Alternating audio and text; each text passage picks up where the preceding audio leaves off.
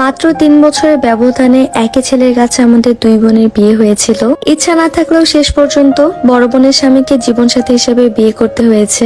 আমার নাম লিজা, আমার বাড়ি বাংলাদেশের ফেনীতে। আমরা মোট 3 ভাই বোন, ভাই বড়, তারপরে আপু, তারপরে আমি। 2010 সালে আমি যখন ক্লাস 9-এ পড়ি, আমার আপুর পছন্দের ছেলের সাথে পারিবারিক ভাবে বিয়ের আলাপ আলোচনা হয়। বিয়ের আগে তাদের সম্পর্ক ছিল প্রায় 5 বছরের মতো। দুলাভাই এবং আপু দুইজনই ক্লাসমেট ছিল, আর স্কুল থেকে নাকি তাদের সম্পর্ক ছিল।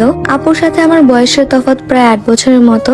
আপু আর দুলাভাই যেহেতু একই ক্লাসে পড়তো, তাই দুলাভাই আমার থেকে প্রায় 8 থেকে 9 বছরের মতো বড় হবে। এত আয়োজন করে যে ছেলের সাথে নিজের বড় বোনকে বিয়ে দিলাম, সেই ছেলেকে নাকি নিজের বর হিসাবে পেতে হবে। এটাও যে আল্লাহ আমার কপালে লিখেছিল কখনো চিন্তা করতে পারিনি। আমার এসএসসি পরীক্ষার আগে আমার বোনের সাথে দুলাভাইয়ের বিয়ে হয়ে যায়। আমাদের পরিবারে খুব ভালো সম্পর্ক ছিল, তাই বিয়ের পরে তেমন কোনো সমস্যা হয়নি। বিয়ের 2 বছর পর্যন্ত সবকিছু ঠিকঠাক ছিল, আর 2 বছর পর আমার আপু প্রেগনেন্ট হয়ে যায়। আপুর প্রেগনেন্সির সময় আমার বিয়ের কথাবার্তা চলছিল, যেহেতু আমি কলেজ পর্যায়ে চলে এসেছিলাম। আমাদের পরিবারের সব মেয়ের কলেজে উঠলেই বিয়ে হয়ে যায়, খুব বরঞ্চ ভার্সিটির ফার্স্ট ইয়ার অথবা সেকেন্ড ইয়ারের মধ্যেই। বাবা মার পছন্দেই আমাদের ফেনীর একজন স্থানীয় ছেলের সাথে আমার বিয়ে ঠিক হয়ে গেল। পাত্রপক্ষ আমাদের বিয়ে নিয়ে একটু তাড়াহুড়ো করছিল, কিন্তু আমার বোন যেহেতু গর্ভবতী, তাই সবার ইচ্ছা ছিল বোনের বাবা হওয়ার পরে আমার বিয়েটা যেন হয়। আমার বোনও যেন আমার বিয়েতে অনেক অনেক বেশি আনন্দ করতে পারে। বিয়ের তারিখ পিছিয়ে আমাকে রিং পরিয়ে দিয়ে গেছিল। প্রেগনেন্সির শেষ সময়টা আপু আমাদের বাড়িতেই ছিল, তাই দুলাভাই প্রায় সময় আমাদের বাসায় যাওয়া আসা করতো।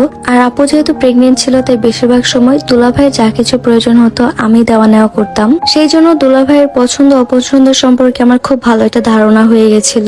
একদম শেষ পর্যায়ে এসে শুনি বাবু পেটের মধ্যে এমন ভাবে আছে, সিজার না করলে বাবুকে বের করা একদমই সম্ভব না। আর ডাক্তাররা আমাদেরকে বলে দিয়েছিল বাচ্চা অথবা মা যে কোনো একজনকে তারা সেফলি ওটি থেকে বের করতে পারবে। এই কথাটি শুনে আমাদের পরিবারের সবার মন খারাপ হয়ে গেছিল। আল্লাহর কাছে অনেক অনেক বেশি দোয়া করছিলাম। আল্লাহর রহমতে আপু এবং বাবু দুজনেই কিন্তু সুস্থভাবে ওটি থেকে বের হয়েছিল। ওটি থেকে বের হতে পারলেও আপু তুলনামূলক ভাবে অনেক অসুস্থ ছিল। বাবু হওয়ার ঠিক 3 দিন পরে হাসপাতাল থেকে আমাদের বাসায় নিয়ে আসার আগে আপু এই ছোট্ট শিশুটাকে আমাদের কাছে রেখে দুনিয়া ছেড়ে চলে যায়। সেই দিনটা ছিল আমাদের পরিবারের জন্য সবচেয়ে বড় একটা শোকের দিন। যে 3 দিন হাসপাতালে ছিলাম, আপু আমাকে প্রায় সময় বলতো, আমি যদি চলে যাই তাহলে তুই আমার বাবুর দায়িত্ব নিবি, তুই আমার স্বামীকে দেখে রাখবি, আমার সংসারটা তুই গুছিয়ে রাখবি, তোর মতো করে আমার বাবুকে কেউ কখনো আদর করবে না। মাকে সারাদিন বলতো যে ছেলের সাথে আমার বিয়ে ঠিক হয়েছে তাকে যেন না করে দেয়। আমার চাচিরা ফুপুরা যারাই দেখা করতে আসতো সবাইকে বলতো আমার বাবা মাকে রাজি করিয়ে আমার বিয়েটা যেন আমার দুলাভাইয়ের সাথেই দেওয়া হয়। যিনি দুনিয়া থেকে চলে যাবে সে হয়তো আগে থেকে জানতো তার যাওয়ার সময় হয়ে গেছে, তাই হয়তো আমাদেরকে এত বারবার করে বলতো। আর আমার যার সাথে বিয়ে ঠিক হয়ে গেছিল তার সাথে বেশ কয়েকদিন কথা বলার পর আমাদের মধ্যে একটা ভালো সম্পর্ক হয়ে গেছিল। এই 3 দিনের বাচ্চার দায়িত্ব কে নেবে আর আমার বিয়েটা কার সাথে হবে, এটা নিয়ে আমার পরিবার অনেক বেশি চিন্তায় পড়ে যায়। অবস্থায় দুলাভাইকে আপু অনেকবার বলেছিল আপু চলে যাওয়ার পরে যেন দুলাভাই আমাকেই বিয়ে করে।